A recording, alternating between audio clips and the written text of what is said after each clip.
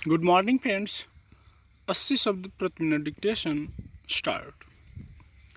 Britain के प्रधानमंत्री Boris Johnson की भारत यात्रा दोनों देशों के बीच रिश्तों को नया आयाम देने की दिशा में किसी महत्वपूर्ण कदम से कम नहीं है। दोनों देश एक दूसरे के लिए कितने मददगार और उपयोगी हैं, यह बात जॉनसन की इस यात्रा से रेखांकित हुई है।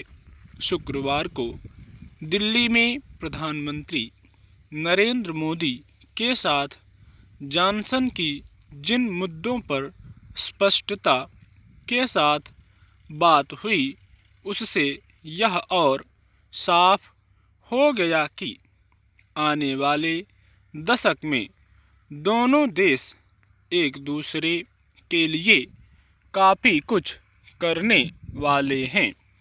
वैसे भी भारत और ब्रिटेन ने जो रोड मैप 2030 बनाया है, उसमें दोनों देशों के दीर्घकालिक पारस्परिक हितों की झलक साफ तौर पर दिखाई देती है।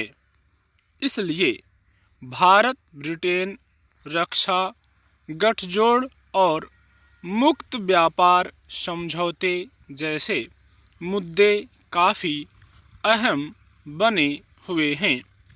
यही वजह है कि दोनों नेता रक्षा क्षेत्र में मजबूत गठजोड़ बनाने को राजी हुए।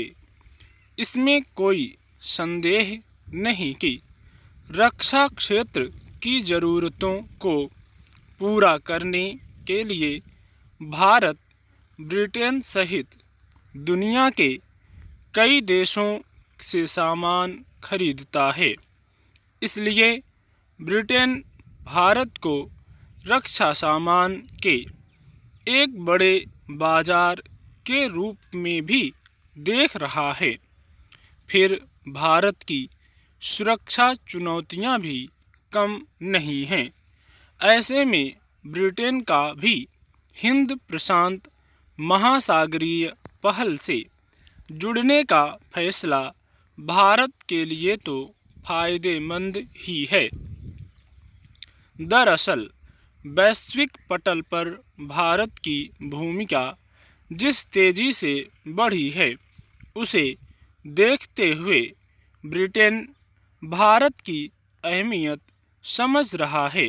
वैसे भी यूरोपीय संघ से अलग हो जाने के बाद ब्रिटेन के लिए भारत की महत्ता ज़्यादा बढ़ गई है। ब्रिटेन में भारतीयों की संख्या भी खासी है। भारतीय मूल के लोग वहां वित्त और गृह मंत्री जैसे पद पर हैं। 1 लाख से ज़्यादा भारतीय छात्र वहां पढ़ रहे हैं। ब्रिटेन को भारत कई तरह का सामान निर्यात करता है। इस वक्त दोनों देशों के बीच व्यापार 16 अरब डॉलर से ज़्यादा का है।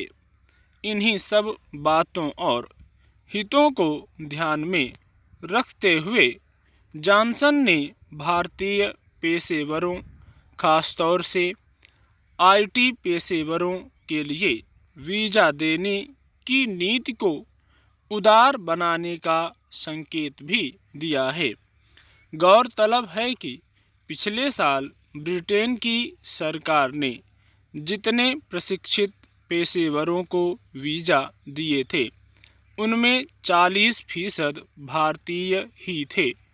फिर भारतीय कंपनियां वहां हरित प्रौद्योगिकी जैसे क्षेत्र में भारी निवेश कर रही हैं।